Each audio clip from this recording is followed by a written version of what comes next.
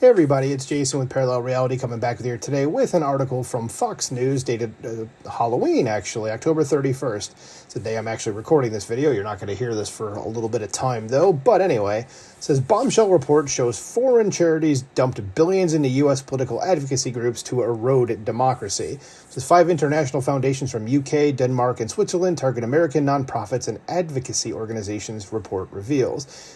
And I saw a similar article on Breitbart, but it was extremely long, so I was like, I think I'm going to go through the Fox one here. And this is something I wanted to put an article out anyway, just to at least get the word out there so you know what we're facing. So it says, first on Fox. A new report revealed that 5 foreign charities have donated just shy of $2 billion into various American nonprofits and political advocacy groups focused on climate change and political activism.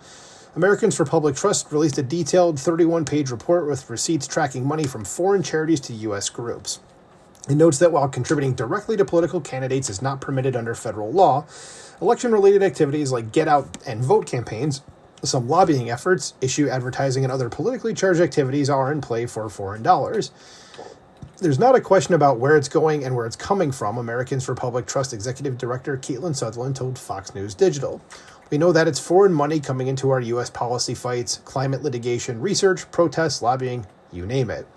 This foreign money is coming in and it's trying to erode our democracy, Sutherland added. It says the groups that contributed to the near $2 billion in foreign money include the Quadrature Climate Foundation from the UK, the KR Foundation from Denmark, the Oak Foundation from Switzerland, the Laudes Foundation, which is Switzerland and the Netherlands, a combined effort there apparently, and the Children's Investment Fund Foundation from the UK. The most sizable, the Quadrature Climate Foundation, has awarded roughly $520 million to 41 U.S. groups since 2020, according to the report. It says the most surprising place that the money has ended up is into a group called the Environmental Law Institute, or ELI, Sutherland explained to Fox News Digital. They are well known for running a group called the Climate Judiciary Project. They work to educate judges on climate litigation. Why is that even a thing?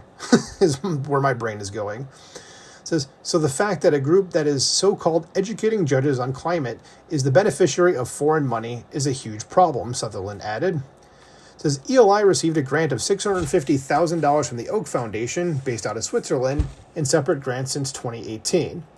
The Environmental Law Institute received a $300,000 grant from the Oak Foundation in 2018 to support the drafting of a toolkit for sustainable small-scale fisheries, ELI spokesperson Nick Collins told Fox News Digital. And it just jumped there for me. Let's scroll back up. It says, building on successful examples from around the world, the toolkit offers guidance on how to strengthen small-scale fisheries through law. It says, ELI is an independent, nonpartisan organization, and any grant funding we receive is contingent on protecting this independence, Collins continued. No funder dictates our work, and our grants are administered in compliance with IRS rules and regulations. I'm sure it is, otherwise they probably would have been caught before this. Says the Environmental Law Institute has also received federal grants from the U.S. government in the past, most recently under the Biden administration's EPA and State Department in 2022. And Lee Zeldin, who is the EPA administrator, he, as it says in that caption, severed federal funding to ELI. Good. He's actually cut a lot of crap from the EPA.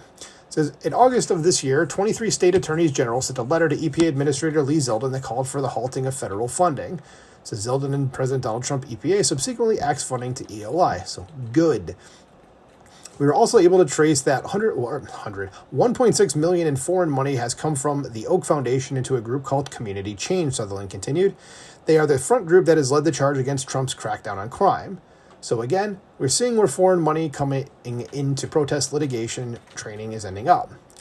As according to the report, $1.6 million from the Oak Foundation has been funneled into Community Change, the organization recognized as the fiscal sponsor behind Free DC, which was responsible for the anti-Trump protests in Washington, D.C. Fox News Digital sent inquiries to the various foreign charities about the potential reasoning behind funneling money into American organizations that lobby and campaign for specific policy issues but did not receive responses.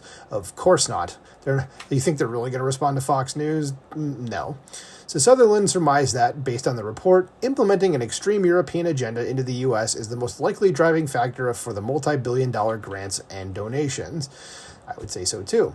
Says, it seems clear to me that this foreign money is coming into the United States because they want to implement their extremist European vision for America, Southern concluded. It says a lot of these groups want to ban gas stoves, very, very extremist positions, And it seems to me that when you take a look at the money, they just want to have a more extreme United States that is radicalized and further left than what we want. Yes, the United States is not a leftist country. It's like center-right overall.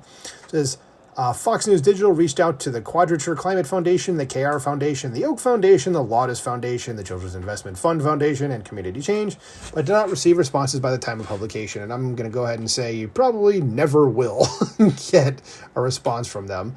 So yeah, how about that? And like I said, there's an article on Breitbart that goes into a lot more detail in this, and it was something that probably would have been like a 20-minute to a half-hour video if I did that, but this one right now, at this point, is not even 6 minutes. So yeah, what do you think about this? How do you like all that foreign money coming into America to try to tell us how we should be? Let me know what you think about this in the comments below. Please like, share, and subscribe, and I will talk to you soon. Bye.